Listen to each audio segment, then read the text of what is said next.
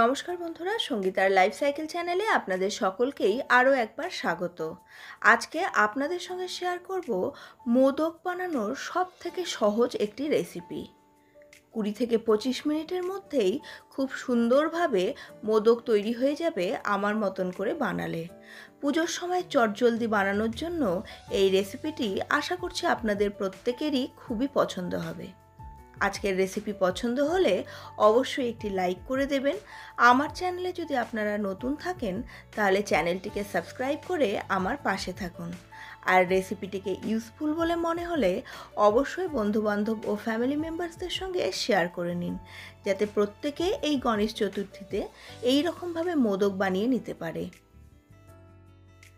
তো চলুন চটজলদি ঘরে থাকা কিছু সামান্য উপকরণ দিয়ে কিভাবে এত সুন্দর মোদক বানানো যায় সেই রেসিপিটি আপনাদের সঙ্গে শেয়ার করে নিই।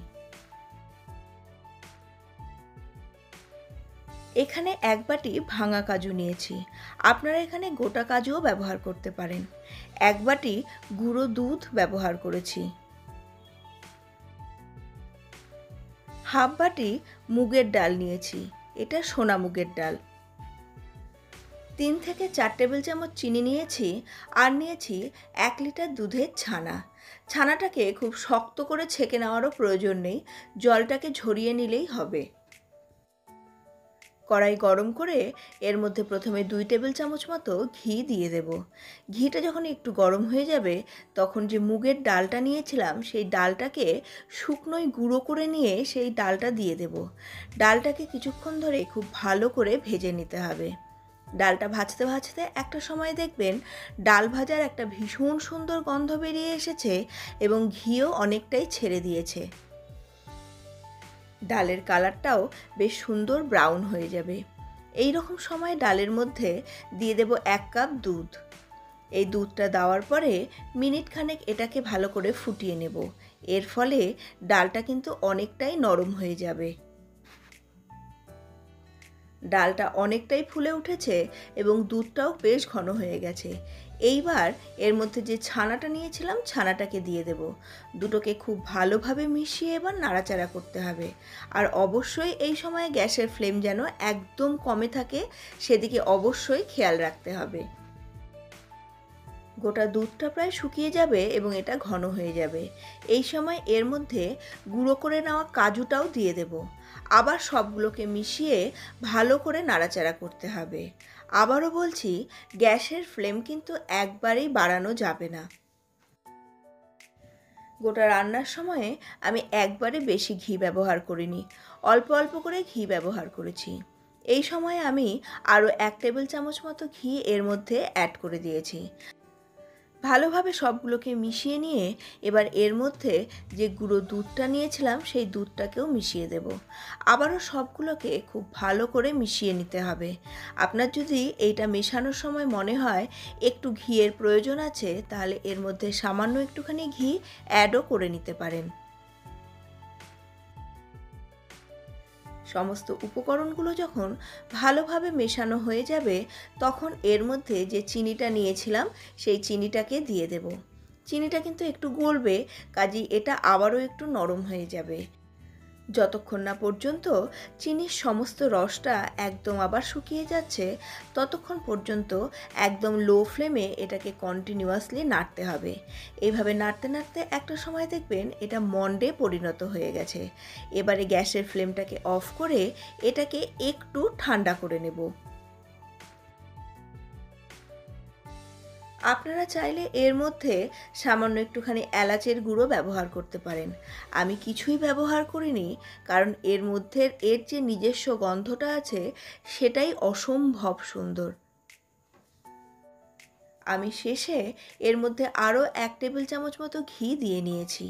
দেখুন, এটা কড়াইয়ের গায়ে কিন্তু আর আটকে ধরছে না, একটা মন্ডে পরিণত হয়ে গেছে। এই সময় এটাকে একটু ঠান্ডা করে নিতে হবে, তারপরে আগামী প্রসেস স্টার্ট করব। আজকের মোদকটা বানাবো ছাঁচে।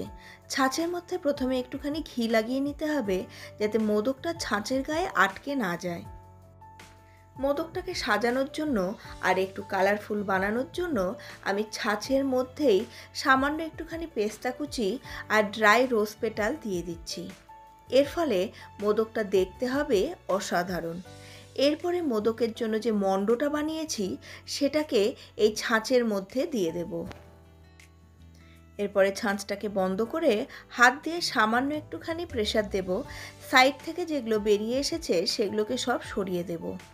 এবার আস্তে করে এটা খুললে পরেই কিন্তু দেখুন কত সুন্দরভাবে মোদকটা তৈরি হয়ে গেছে। আর এটাকে দেখতেও কত সুন্দর লাগছে।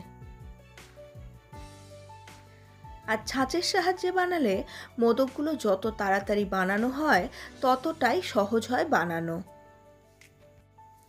এই একই পদ্ধতিতে খুব সহজেই সবকটা মোদক খুব অল্প সময়ের মধ্যে বানানোও কিন্তু হয়ে যাবে। আর দেখুন এটা ছাঁচের সাহায্যে বানালে কত সহজ বানানো। যারা হাত দিয়ে মোদক বানাতে পারেন না তারা এইভাবে ছাঁচের সাহায্যে মোদক বানিয়ে দেখুন। আর এইভাবে মোদক বানাতে আপনার খুব বেশি হলে সময় লাগবে 20 থেকে 25 মিনিট। বন্ধুরা, আশা করছি আজকের এই খুব সহজ মোদক বানানোর রেসিপিটি আপনাদের পছন্দ হয়েছে। আজকের রেসিপি পছন্দ হলে অবশ্যই একটি লাইক করে দিন এবং আপনারা যদি আমার চ্যানেলে নতুন হন তাহলে চ্যানেলটিকে সাবস্ক্রাইব করে পাশের বেল বাটনের অলে ক্লিক করে দিন। তাহলে আমার প্রত্যেকটি নতুন রেসিপির নোটিফিকেশান আপনাদের কাছে পৌঁছে যাবে সবার আগে। রেসিপিটি পছন্দ হলে কমেন্ট বক্সে এসে জানাতে কিন্তু ভুলবেন না। আর বন্ধুবান্ধব ও ফ্যামিলি মেম্বার্সদের সঙ্গেও আজকের এই রেসিপিটিকে শেয়ার করে নিন, যাতে এবারকার গণেশ চতুর্থীতে প্রত্যেকে এইভাবে সহজ এবং অল্প সময়ে মোদক বানিয়ে ঠাকুরের ভোগে দিতে পারে। আপনাদের সঙ্গে আবার দেখা হচ্ছে পরবর্তী আরও একটি নতুন ধরনের রেসিপি নিয়ে। ততক্ষণের জন্য সুস্থ থাকুন, ভালো থাকুন এবং অবশ্যই আজকের রেসিপিটিকে একবার হলেও ট্রাই করে দেখুন। আপনাদের নিশ্চয়ই পছন্দ হবে।